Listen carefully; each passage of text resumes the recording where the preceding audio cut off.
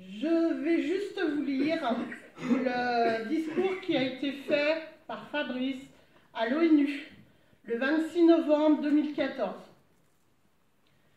Je représente aujourd'hui le peuple de Savoie, peuple millénaire sur un territoire jouxtant Genève et que la France a annexé depuis plus de 150 ans. Après les violences physiques perpétrées sur nos aïeux en 1871 et 1914, nous ressentons de plus en plus une forme de violence psychologique avec un refus systématique de l'application de nos droits acquis par des traités internationaux comme la suppression de notre nationalité, notre histoire, notre langue, notre neutralité, que nous détenions de la Suisse pour avoir donné à Genève à la Confédération helvétique en 1815.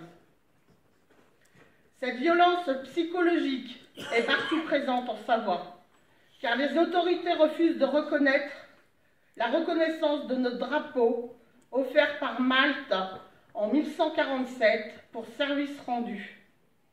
Ils nous interdisent d'honorer nos morts lors de la cérémonie commémorative du 11 novembre par exemple. Des gendarmes omniprésents nous contrôlent jusqu'à plusieurs fois par jour, nous séquestrent sur des parkings pendant plusieurs heures lors des cérémonies, nous suivent des journées entières, refusant de reconnaître notre nationalité savoisienne, réquisitionnant nos documents administratifs, usant de prétextes fallacieux pour établir des procédures et nous conduire devant des juges avertis, désireux de faire respecter le droit national au détriment du droit international. Des préfets préfèrent l'autoritarisme au dialogue. Pourtant, l'autodétermination des peuples n'est-elle pas inscrite dans la Constitution française? Chaque peuple subit l'influence propre au pays qui le domine. La démocratie tolère des violences psychologiques souvent beaucoup plus sournoises que la dictature. Lorsqu'une nation peu nombreuse est unie à une grande nation, elle doit traiter d'égal à égal, sinon elle devient soumise. Une annexion deviendrait-elle systématiquement synonyme de soumission? Afin de mieux servir les minorités, les Nations Unies devaient définir le mot peuple ou permettre à ceux reconnus par l'UNPO de devenir membres observateurs de l'ONU et ainsi permettre aux minorités d'obtenir une protection internationale afin d'éviter toute dérive physique ou psychologique et permettre la création d'un processus en 3 parties pour son autodétermination. Reconnaissance de la minorité, appréciation des revendications de la minorité, arbitrage entre la minorité et le pays ou le peuple dominant. Il n'y a ni grand peuple, ni petit peuple. Il y a des peuples et la reconnaissance de chacun est le seul moyen de les faire coexister. L'intégration n'est pas une renonciation du passé, mais l'acceptation d'un futur commun, construit en commun et non pas par la prise de pouvoir de l'un sur l'autre. Et si l'intégration n'est pas possible, alors la séparation doit être la solution, car la finalité doit toujours être le respect de l'autre. En conclusion, comment un État peut-il être membre des Nations Unies lorsque des articles de sa Constitution sont contraires à la Charte des Nations Unies? Ce n'est pas parce qu'on vous dit qu'il n'y a pas de problème qu'il n'existe pas.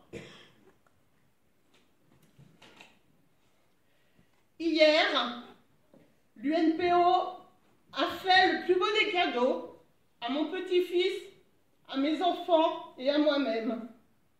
Ils se sont rendus à la prison de Bonneville. Ils n'ont pas pu voir Fabrice. mais j'ai obtenu un parloir pour mercredi prochain, après 1 mois de séparation. Je remercie du fond du cœur Julie et Tommaso. De plus, j'ai pu avoir Fabrice hier à 13h15 au téléphone. Il m'a annoncé qu'il partait du quartier des arrivants, pareil qu'il a battu les records, pour aller dans le quartier des prisonniers de droit commun.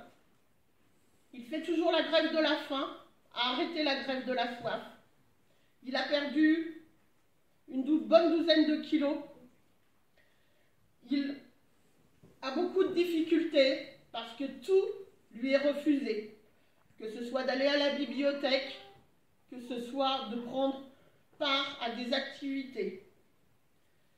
Il m'a expliqué aussi qu'il avait un très très bon contact avec les surveillants, mais surtout aussi avec les prisonniers, qui venaient lui demander qu'est-ce que c'était que l'histoire de la Savoie. Donc bon, on ne s'inquiète pas, on sait ce qu'il est en train de faire là-bas. Il ne comprenait pas comment ça se fait qu'il y avait autant d'agitation. Vu de l'intérieur, c'est la panique dans la fourmilière, m'a-t-il dit. Alors je lui ai expliqué ce petit remue-ménage.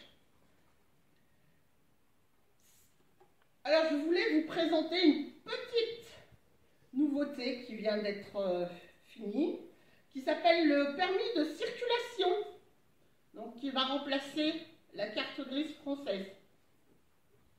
C'est une ébauche, on travaille encore dessus. Voilà le petit futur. Je voulais aussi exprimer mon soutien de la part de mes enfants et de moi-même, à vous tous, par vos coups de fil, par votre présence, par vos dons. Je vous remercie vraiment et bravo pour votre solidarité.